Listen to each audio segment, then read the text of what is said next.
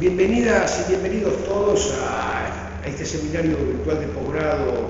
Periodismo en escenarios latinoamericanos que dictamos desde la Facultad de Periodismo y Comunicación Social de la Universidad Nacional de La Plata. Este primer encuentro vamos a aprovecharlo, por supuesto, para hacer algunas reflexiones que yo creo que van a apuntar a lo que consideramos los elementos centrales de nuestra primera unidad teórica o primer módulo de trabajo. Porque vamos a ser claros, si nosotros nos dedicamos a analizar y a tratar de construir en común herramientas de trabajo que perfeccionen la posibilidad de producción periodística sobre escenarios latinoamericanos, y lo hacemos desde una actividad docente de posgrado desde una universidad nacional latinoamericana,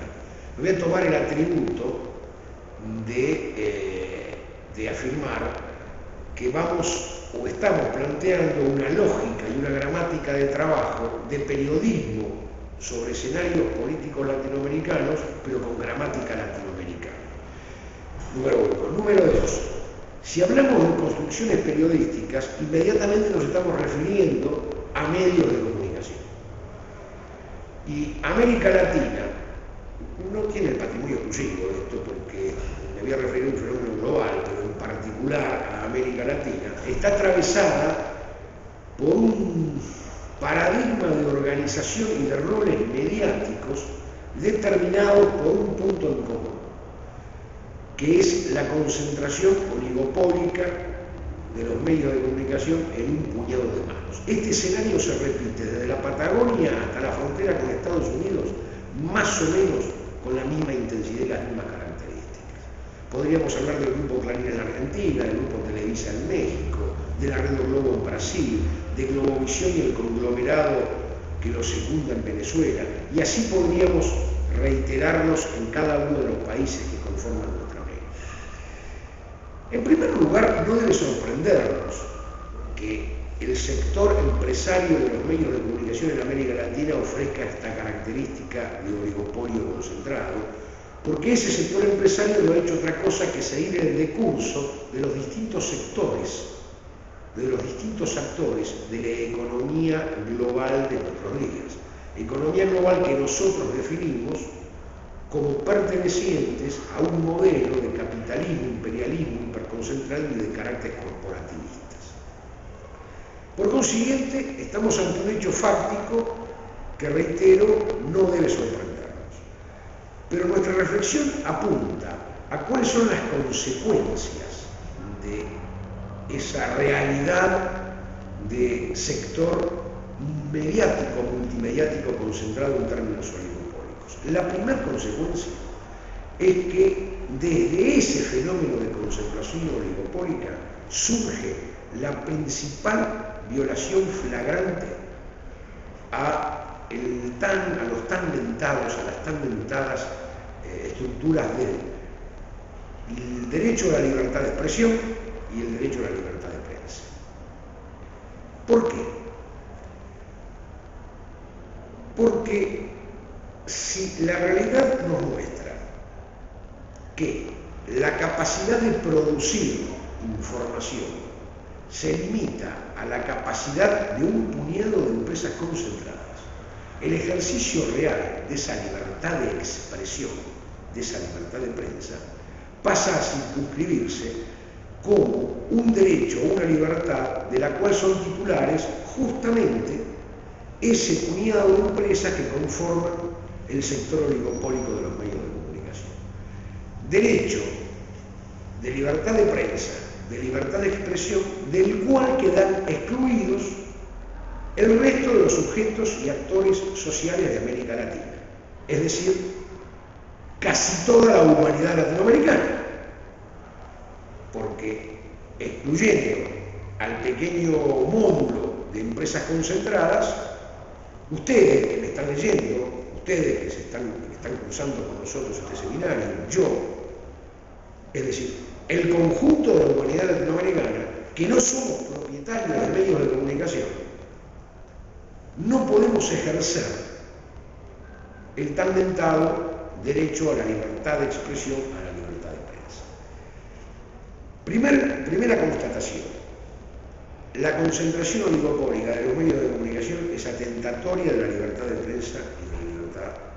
y del derecho a la libre expresión. Segunda constatación. Partamos de la base, y creo que en términos filosóficos así corresponde, de aceptar la necesidad de poner en acto, en poner en eficacia vigente el derecho a la libertad de expresión, el derecho a la libertad de prensa. Pero ¿qué observamos? Que este condicionamiento oligopólico al cual nos referíamos en un principio es de tal magnitud que la libertad de prensa y la libertad de expresión, entendida conforme ha emanado originalmente, nos animamos a decir, de las construcciones liberales burguesas, hijas de la Revolución Francesa, han perdido su contenido real. Y para no solo recuperar aquel contenido real, sino para superarlo cualitativamente, es que desde distintos ámbitos, e inclusive aceptada la discusión teórica, jurídica y doctrinaria, y esto no es garantía de que el sello que yo voy a mencionar ahora garantice, valga la redundancia, el camino correcto de esta nueva expresión, pero sí nos habla del impacto social internacional global que tiene este pensamiento. Reitero, la necesidad de ampliar, de superar cualitativamente a aquellos viejos derechos están expresados en el desarrollo teórico que nosotros enunciamos como el derecho de los ciudadanos y las ciudadanas y del conjunto de las sociedades como tales a informar y estar informados. Y yo decía que iba a mencionar una organización que lo toma como propio ese desarrollo teórico, que no es garantía de que nos ayude, porque la historia inmediata nos dice de que no es garantía. Naciones Unidas. Naciones Unidas recoge ese desarrollo teórico y lo impone como, yo diría, doctrina de última generación en torno a el derecho a la comunicación. Entonces, la primera constatación, que es la concentración oligopólica de los medios y de forma tal que es lesiva a la vigencia de la libertad de expresión y de la libertad de prensa,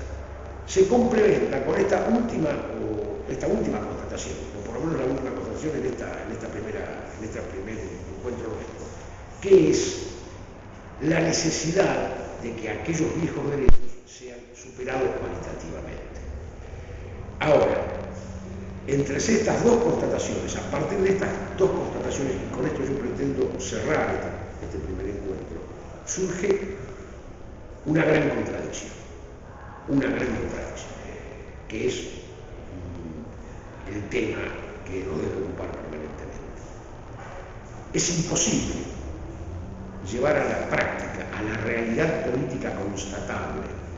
el derecho de los ciudadanos y de las ciudadanas y de los conjuntos sociales a informar y a estar informados, si no se desarticula, si no se democratiza la red propietaria de la palabra, de la imagen y de la voz, si no se democratiza la palabra, si no se recupera el carácter colectivo de la palabra, de la imagen, de la voz, de los lenguajes, y se deja en manos concentradas en la estructura oligopólica, el camino no solo será